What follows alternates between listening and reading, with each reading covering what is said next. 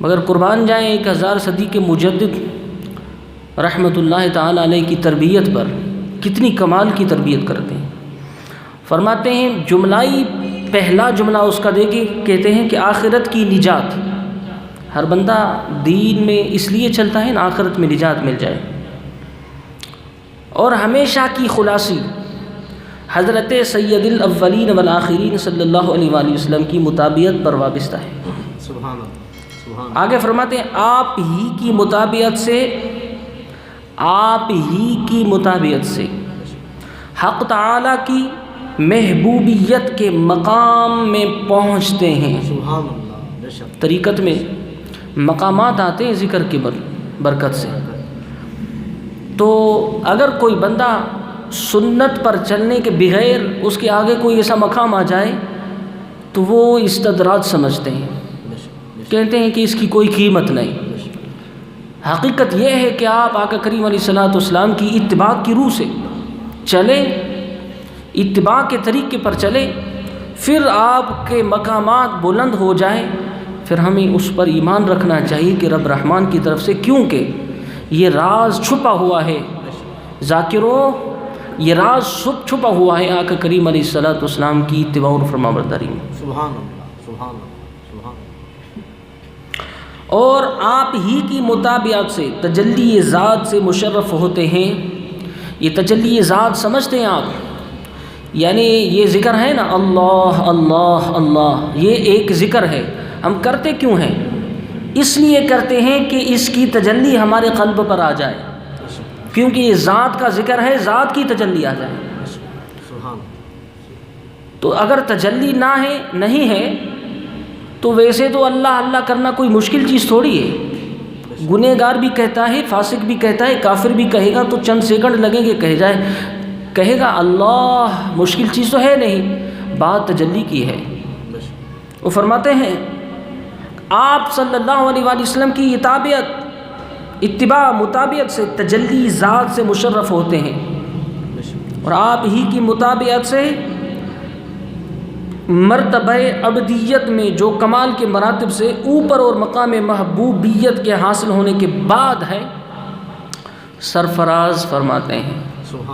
میں نے بہت خطابات میں مقام عبدیت اور محبوبیت عرض کی ہے، اور آپ کی کامل تابعداروں کو بنی اسرائیل کے پیغمبروں کی طرف فرماتے ہیں، یعنی آقا کریم علیہ السلام کی اتباع کرنے والے ذاکر کو اتنی مرتبہ اور منزلت ملتی ہے کہ وہ بنی اسرائیل کے انبیاء کی طرح ہو جاتا ہے۔ نبی تو نہیں ہوتا مگر اس کی شان اتنی ہو جاتی ہے سرکار کی امت میں۔ اور اگر موسیٰ علیہ السلام آپ کے زمانے میں زندہ ہوتے تو آپ ہی کی تابعداری کرتے۔ دیکھیں یہ کیا تربیت فرما رہے ہیں۔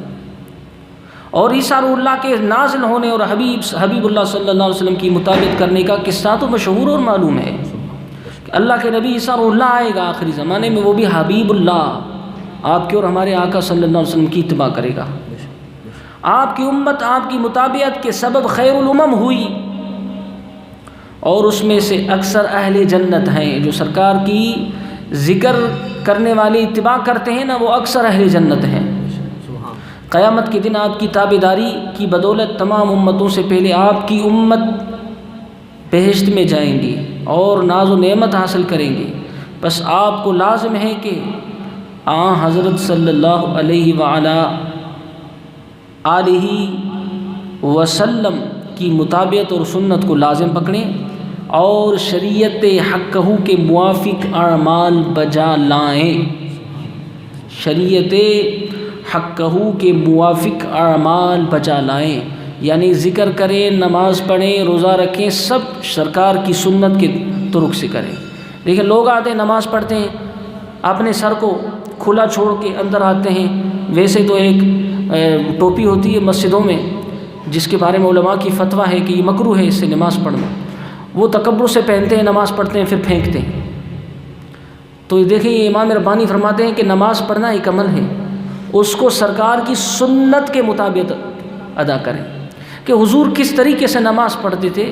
امامہ باندھ کے آتے تھے، داڑھی کو کنگھی دے کے آتے تھے، اور سنتوں کو دیکھ، تو سرکار کس طریقے سے اللہ کے گھر میں آتے تھے اور عبادت کرتے تھے، وہی طریقہ اپنا، اس سے آپ کو ہمیشہ ہمیشہ کی خلاصی اور نجات مل جائے گی۔ سبحان اور مقامی طریقت میں جتنے بھی مقامات ہیں حتیٰ کہ مقامی ابدیت، اس کا بھی آپ کو فیض ملے گا۔